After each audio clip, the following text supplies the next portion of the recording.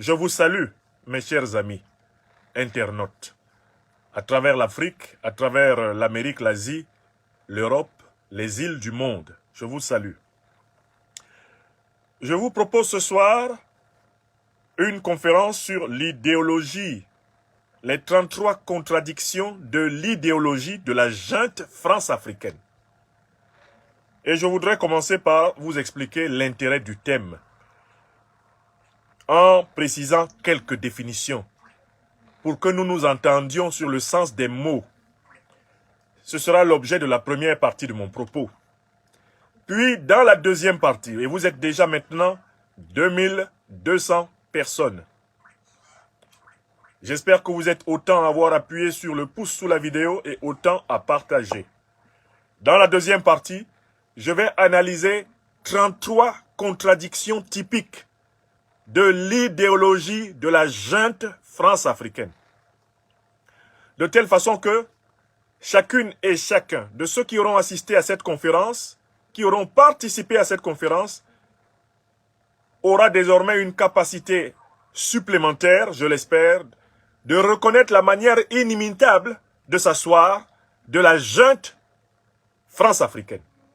Nous allons montrer les 33 contradictions de l'idéologie de la junte France-africaine, de telle façon que les Africaines et les Africains en lutte pour le retrait total des troupes néocoloniales françaises du sol africain et des troupes néocoloniales impérialistes du sol africain, pour le démantèlement total de la monnaie néocoloniale française, du franc CFA, franc des colonies françaises d'Afrique, pour la chute totale des dictatures soutenues par le néocolonialisme français et l'impérialisme occidental à travers l'Afrique, et pour la refondation, la renaissance culturelle de l'Afrique, dans le cadre d'un paradigme civilisationnel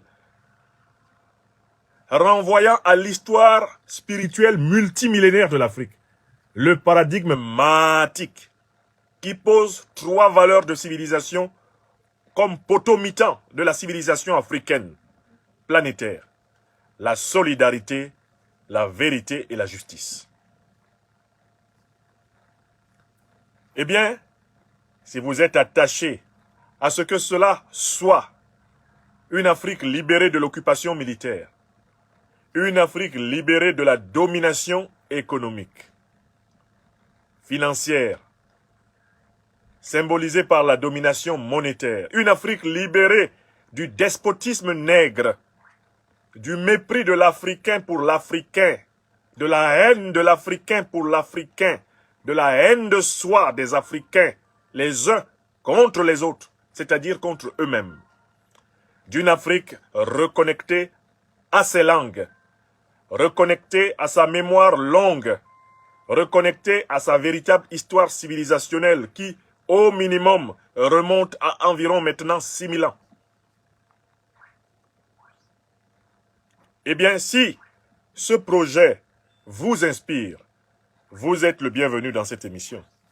Et nous allons précisément montrer comment ceux qui s'opposent à la possibilité d'une Afrique libre, d'une Afrique digne, d'une Afrique prospère, d'une Afrique authentiquement souveraine, d'une Afrique puissante, bonne pour ses filles et ses fils, bergères de leur dignité planétaire, eh bien, vous allez voir précisément comment pensent ceux qui s'y opposent. De telle façon que il sera encore plus facile de les détecter et de les combattre. Donc, sans plus tarder, notre programme comporte une première partie que je consacre aux définitions. Parce qu'il y a un très grand danger dans n'importe quelle conversation entre les êtres humains.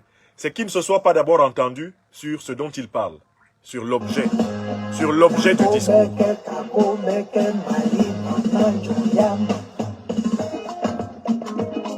Merci à toi, Maman Afrique. Les définitions. J'ai dit les contradictions, les 33 contradictions de l'idéologie de la junte France-africaine. Je suis donc obligé d'expliquer d'abord rapidement la notion de contradiction. Ensuite, la notion, eh bien, d'idéologie. Et enfin, la notion de junte France-africaine. Pour moi, il y a 3 notions sur lesquelles on doit être d'accord. Sinon, on ne peut pas avancer ensemble. Qu'est-ce qu'une contradiction? Qu'est-ce qu'une idéologie? Et qu'est-ce que la junte France-africaine? Une fois qu'on se sera entendu sur le sens de ces mots-là, ensuite on va aller étudier les contradictions de ce que j'appelle la junte France-africaine. Donc dans cette première partie, l'objectif, c'est de vous faire voir l'objet qu'on appelle la junte France-africaine. C'est de vous rendre cet objet-là tangible, de telle façon que il n'y ait pas de contestation possible, que cette chose-là existe. Cette chose que j'appelle la junte France-africaine. Donc avant de vous donner cette définition, je voudrais rappeler que globalement, la notion de junte a été revalorisée grâce à un retourné acrobatique extraordinaire, administré à la puissance néocoloniale française le 24 septembre 2022, et bien à l'ONU, par le discours historique prononcé par le Premier ministre intérimaire du Mali, le docteur-colonel Abdoulaye Maïga, au nom de son pays. Dans ce discours, le Premier ministre intérimaire du Mali utilisait de manière répétitive la formulation « junte française » comme pour un retour à l'envoyeur aux autorités françaises du régime d'Emmanuel Macron qui depuis pratiquement 2 ans ont vulgarisé l'expression de junte malienne pour désigner les autorités issues de la révolution du Mali Koura. Le président Assimi Goïta et ses compagnons. Oui, le 24 septembre 2022, nous avons assisté à une administration parfaite de la loi de l'action-réaction. La loi du boomerang, que mes ancêtres les Bassa du Cameroun appellent Tembnigne, c'est-à-dire rentre avec lui. Retour à l'envoyeur. Et à ce moment, nous avons découvert les vertus prodigieuses de la contre-attaque.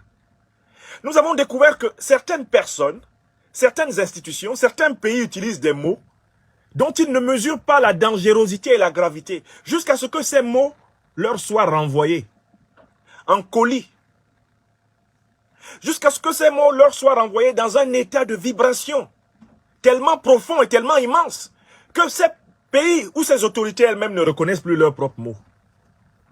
Ainsi en est-il de l'usage du mot junte.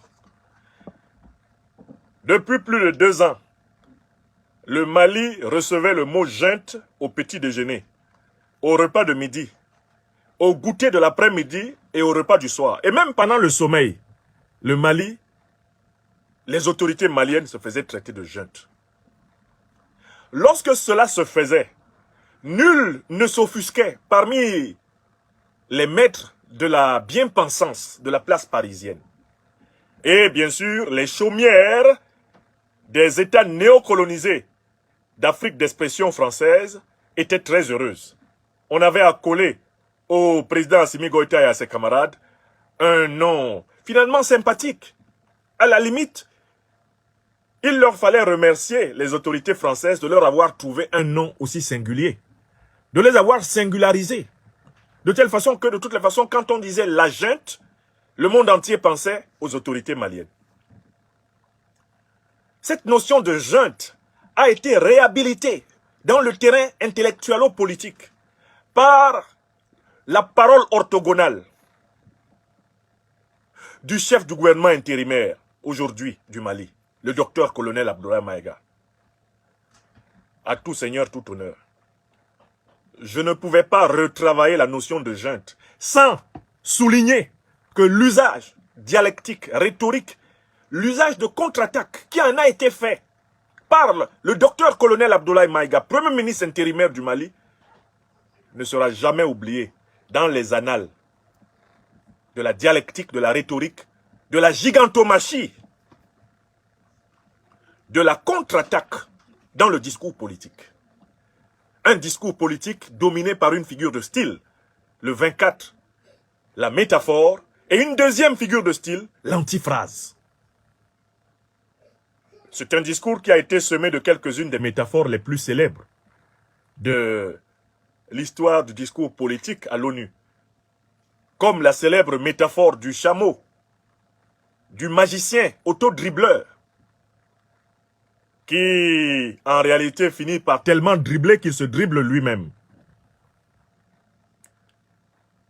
Donc, il était important que vous sachiez que le mot junte est redevenu, dans ce contexte, depuis le 24 septembre, un mot qui fait mal, un mot qui fait mouche, un mot qui amène à réfléchir par deux fois ceux qui le proférèrent en pensant que ça ne ferait du mal qu'aux autres.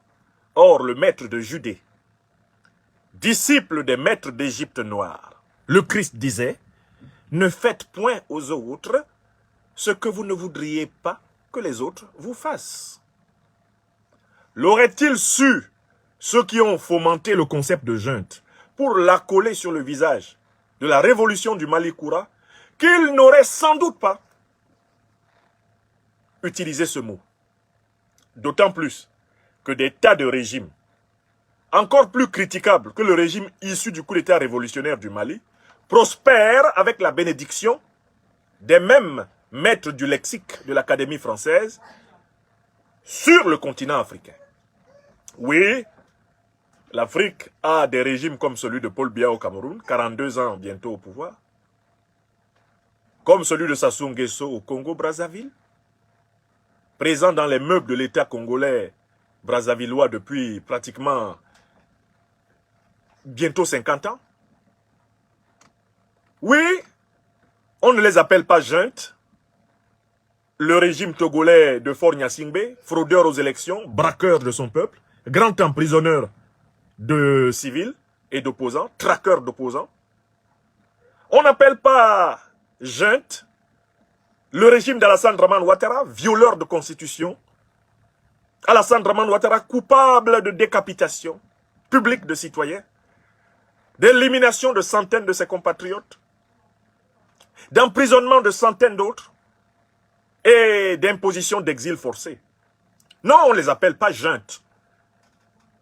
Les gens de Mohamed Bazoum, que j'ai dû renommer le juntard de Niamey qui finira par faire boum. Parce que lui aussi appelait le Mali la junte, la junte, la junte. Oubliant que lui-même est à la tête d'une junte civile.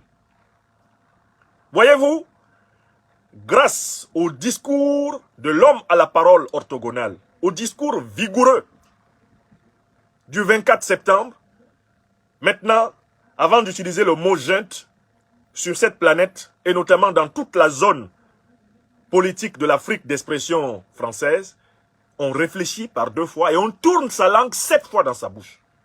Car on ne sait pas dans quel état ce mot va revenir, comme un boomerang. Et c'est ainsi qu'il s'est abattu contre ceux qu'il avait proférés le 24. Mais qu'est-ce que c'est qu'une junte?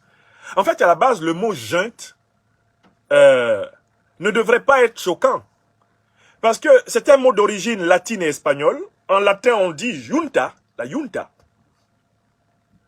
En espagnol, on parle de juncta, juncta, J-U-N-C-T-A en latin. En espagnol, junta, J-U-N-T-A. Et en fait, dans toutes ces langues-là, ça veut dire une réunion. Le mot junta vient du latin jungere, qui veut dire joindre. Donc en fait, élémentairement, le mot junte signifie réunion, assemblée. Et dans les pays ibériques, comme l'Italie, comme l'Espagne, quand on dit la junta, on veut simplement dire la réunion, l'assemblée. Donc c'est un mot à la base très innocent. Mais ce mot va connaître, avec l'évolution de l'histoire, une connotation négative. Ce mot va prendre le diable dans son corps. Lorsque ce mot va désigner la junte militaire. Lorsque quand on va parler de junte, on parle de junte militaire, c'est un groupe de militaires de haut rang qui se saisissent du pouvoir politique. Je recommence la définition, on va dire négative et critique du mot junte. Quand le mot va prendre une tournure critique, c'est parce qu'il est utilisé pour désigner les pays dans lesquels des groupes de militaires de haut rang, donc les maréchaux, les généraux, les colonels, bref, des officiers, se saisissent du pouvoir politique. C'est important que vous gardiez cette définition à l'esprit.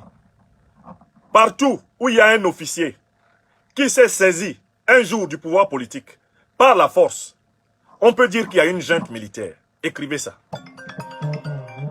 Partout où il y a un officier qui s'est saisi du pouvoir politique par la force et qui s'est installé au pouvoir par la force, on peut dire qu'il y a junte. Car qu'est-ce que c'est qu'une junte? Un groupe de militaires de haut rang qui se saisissent du pouvoir politique. Grâce à cette définition, vous comprenez donc que la notion de junte ne peut pas s'appliquer uniquement à des régimes politiques qu'on trouve en Afrique et qui sont nés de coups d'État militaires. Elle peut s'appliquer à des régimes politiques qu'on trouve en Europe et qui sont nés de coups d'État militaires. Elle peut s'appliquer à des régimes politiques qu'on trouve en Amérique et qui sont nés de coups d'État militaires. Elle peut s'appliquer à des régimes politiques que l'on trouve en Asie et qui sont nés de coups d'État militaires, de régimes politiques qu'on trouve dans les îles de l'océan Indien, de l'océan Pacifique, de l'océan Atlantique, qu'on trouve en Arctique et en Antarctique, à condition qu'à l'origine du régime, ce soit un coup d'État militaire qui a créé le régime, on peut l'appeler junte. Écrivez ça. Je ne ferai pas un pas sans le peuple qui assiste à cette conférence. Vous êtes d'ores et déjà 5000 personnes en direct, pratiquement. Plus de 2300 des deux côtés. Est-ce que tout le monde a noté ce que c'est qu'une junte? Il s'agit d'un groupe de militaires de haut rang qui se saisissent du pouvoir politique.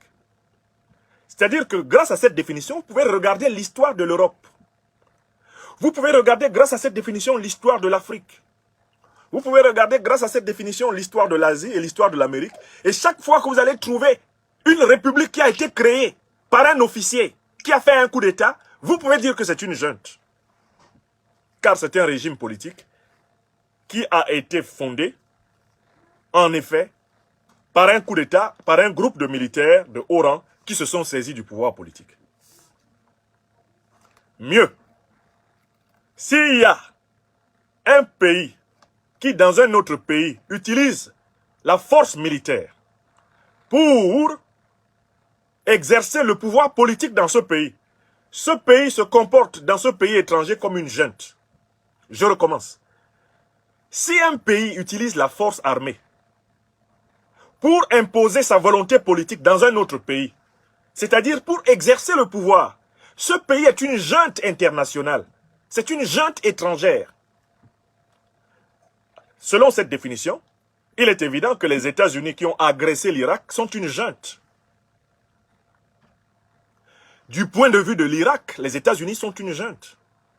Les États-Unis qui ont agressé le Vietnam sont une junte. Du point de vue du peuple vietnamien, les États-Unis sont une junte. Les États-Unis qui ont attaqué l'Afghanistan sont une junte. Si la Russie a attaqué l'Afghanistan, du point de vue de l'Afghanistan, la Russie est une junte. Tout pays qui attaque un autre et qui impose un ordre politique par les armes est perçu légitimement par le peuple de ce pays comme une junte. Et donc, inévitablement, la France, qui a un passé colonial et un passif colonial lourd, du point de vue des peuples victimes de la brutalité négrière, de la brutalité coloniale et de la brutalité néocoloniale, la France est une junte. Pour les victimes de la traite négrière, acte de barbarie militaire. Pour les victimes de la colonisation, acte de grande barbarie militaire, imposant un ordre politique par la force des officiers d'un pays ennemi. Et la néocolonisation fait de la France, pour les pays néocolonisés, une junte. Dès lors même que elle maintient dans le territoire de pays supposément indépendants des camps militaires. Elle maintient dans le territoire de pays supposément indépendants une monnaie coloniale. Elle maintient dans le territoire de pays supposément indépendants des vassaux imposés par la fraude électorale, le viol constitutionnel, le tripatouillage constitutionnel, la violence, la soi-disant aide au développement. Elle maintient dans des pays le contrôle des idées et l'imposition de sa langue comme étant l'unique langue d'expression officielle de ces anciennes colonies et territoires sous tutelle. Donc du point de vue des habitants de ces territoires victimes de cette domination par la présence militaire, par le corsetage économique et monétaire, par le harcèlement despotique, le soutien aux dictatures, eh bien, c'est évident que la France est perçue comme une junte. Selon la définition, puisqu'elle s'impose par l'usage de la force de ses officiers.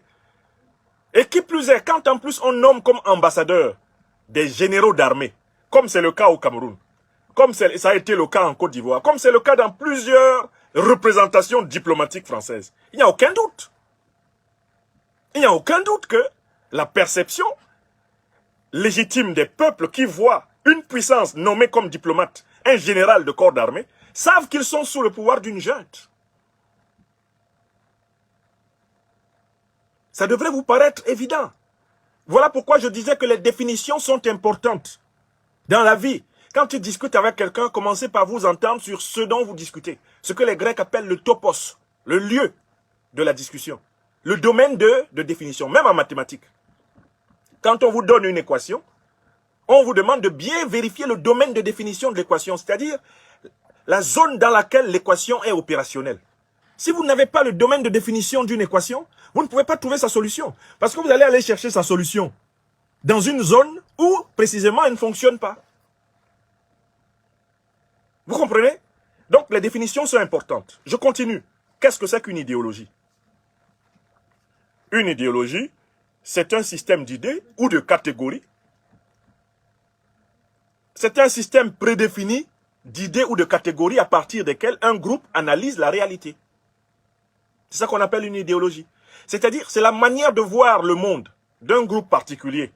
Ça peut être un individu, ça peut être un groupe, ça peut être une société, ça peut être une nation, ça peut être un gouvernement. C'est ce qu'on appelle une idéologie. C'est-à-dire, en fait, que l'idéologie, c'est la perspective, le point de vue sur la réalité qui est propre aux intérêts d'une personne, aux intérêts d'un groupe, aux intérêts d'un gouvernement, aux intérêts d'un régime, d'un État, d'un parti politique ou quoi que vous vouliez. C'est ça l'idéologie. Donc, quand nous parlons de contradiction de l'idéologie, ce que nous allons essayer de montrer, c'est que dans sa manière de se justifier, la junte de la France-Afrique se contredit. C'est-à-dire, et là je définis la notion de contradiction, la contradiction c'est le fait de dire une chose en même temps et son contraire, dans le même discours, dans le même énoncé. Par exemple de dire, je suis en train de délivrer une conférence sur Facebook et YouTube, et je ne suis pas en train de délivrer une conférence sur Facebook et YouTube. Cette phrase est une contradiction. Car soit c'est vrai que je suis vraiment là devant vous. Vous êtes maintenant 2648 ici, sur YouTube, à me regarder. Vous êtes maintenant 2300 ici, sur Facebook, à me regarder. Soit c'est vrai que vous êtes vraiment en train d'assister à une conférence, eh bien, d'analyse politique. Soit alors, c'est faux, je ne suis pas en train de la donner. Mais on ne peut pas dire que c'est vrai et c'est faux en même temps. Car, en réalité, l'énoncé c'est faux, efface l'énoncé c'est vrai. Tout comme l'énoncé c'est vrai, efface l'énoncé c'est faux. Les deux énoncés posés dans la même proposition, ça donne une contradiction. Donc, nous allons justement montrer que dans l'idéologie, dans la manière dont la France-Afrique a de se justifier, elle dit une chose et son contraire. Dans quel but? Pour tromper les naïfs qui ne possèdent pas les deux morceaux de la contradiction. Parce que pour établir une contradiction, il faut que tu saches les deux côtés. La contradiction, c'est comme un Janus biface. C'est comme une pièce de monnaie. Elle a un côté pile, un côté face. Si tu n'es que du côté pile, tu ne peux pas voir la contradiction. Il faut avoir vu le côté pile et le côté face de la pièce pour dire que tu as vu, eh bien, toute la pièce de monnaie. Il faut la voir sous toutes les coutures. Eh bien, la contradiction, c'est également cela. Tant que la France-Afrique s'adresse à des gens qui ne connaissent pas les deux côtés, soit, en réalité, elle a affaire à des gens qui ne connaissent que le côté, en réalité, caché, le côté inavoué, le côté barbare de la France-Afrique, et qui ne savent pas que, par ailleurs, elle prétend être un ange, un système angélique, soit elle a affaire à des gens qui, effectivement, ne connaissent que le côté angélique, le côté lumineux, le côté flatteur, élégant de la France-Afrique, et qui ne peuvent même pas imaginer qu'elle a un côté démoniaque et ténébreux. Donc, pour saisir la contradiction, il faut toujours avoir les deux énoncés. Il faut les mettre l'un à côté de l'autre. Voilà pourquoi, quand on va entrer dans la deuxième partie de cette conférence, chacun des énoncés de la pensée, de l'idéologie de la France-Afrique, vous allez voir qu'il a toujours deux côtés. Ils ont deux côtés. Parce qu'ils sont dans quel but? Ils sont dans une logique de tromperie. Pour tromper quelqu'un, il ne faut pas lui dire ce que vous pensez réellement. Et il ne faut surtout pas lui dire ce que vous faites réellement. Vous devez dire ce que vous ne faites pas. Vous devez dire ce que vous ne pensez pas. Et vous devez penser ce que vous ne dites pas.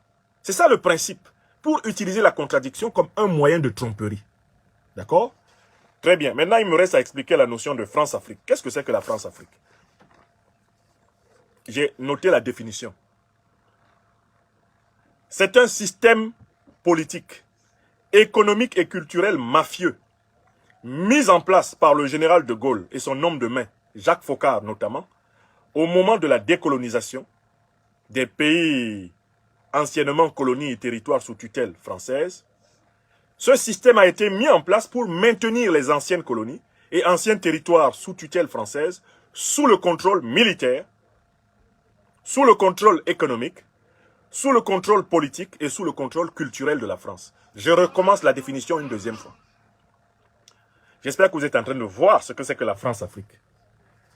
C'est un système politique, économique et culturel mafieux, constitué d'hommes et de femmes politiques français, d'hommes et de femmes politiques africains. Ce système a été mis en place par le général de Gaulle.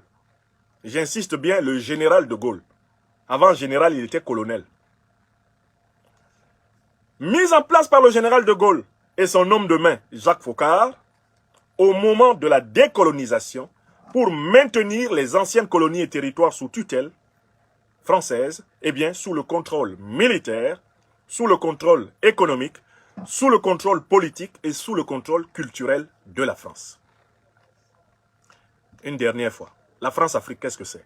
Un système politique, économique et culturel mafieux, rassemblant des élites corrompues françaises et des élites corrompues africaines, mis en place par le général de Gaulle et son homme de main Jacques Foccart, au moment de la décolonisation, pour maintenir les anciennes colonies et anciens territoires sous tutelle française, sous le contrôle militaire, économique, politique et culturel de la France. De telle façon que ces pays constituent la zone d'influence ad vitam aeternam de la France et le précaré de la France, selon les expressions consacrées. Quelles sont les preuves que la France-Afrique existe? C'est pas compliqué. Preuve militaire. Plus de 12 000 hommes en armes braquent actuellement les peuples africains. Car, malgré la proclamation formelle des indépendances africaines, dans les pays d'expression française, dans les années 60, les pays africains d'expression française, soit une quinzaine de pays, sont encore à cet instant précis militairement encerclés par l'armée française. Si vous allez à Libreville, vous allez trouver le grand camp des forces françaises au Gabon. Si vous allez à Djibouti, sur la corne de l'Afrique, vous allez trouver le camp des forces françaises à Djibouti. Si vous allez à Dakar, au Sénégal, vous allez trouver le camp des forces françaises au Sénégal. Si vous allez à Abidjan, vous allez trouver le camp des forces françaises en Côte d'Ivoire, le fameux 43e Bima. Maintenant, si vous circulez à l'intérieur de la quinzaine de pays anciennes colonies, anciens territoires sous tutelle française, vous trouverez une multiplicité de troupes françaises stationnées. Comme on en trouve au Burkina Faso, avec la fameuse force Sabre. Comme on en trouve au Niger maintenant, où a replié Barkhane. Comme on en trouve au Tchad. Comme on en trouve encore en République centrafricaine. Attention, ils ne sont pas encore partis. Ne croyez pas, ils ne sont pas encore partis. Ils font semblant de partir. Ils sont là, notamment à l'intérieur de la MINUSCA encore.